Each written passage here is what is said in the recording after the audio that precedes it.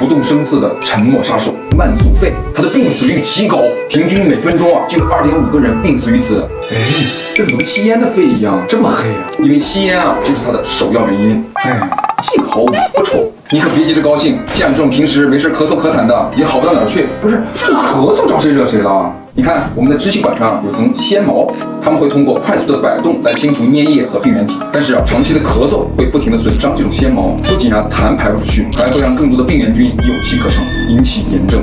我现在不是还好好的吗？越拖炎症刺激越大，粘液分泌会成倍的增加，气道也会增厚变窄，能进入肺里面的空气就越来越少。你以后大概率会胸闷、气短、喘得厉害。当心从这个慢性支气管炎直接发展成慢阻肺。老师，你可别吓我还得娶老婆呢。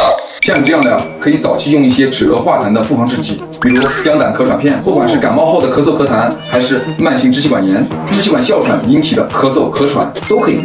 可别拿这种反复咳嗽不当回事儿。你听听晚期慢阻肺病人的这种呼吸音，听着都觉得快憋死了，我得赶紧去约个肺部门检查。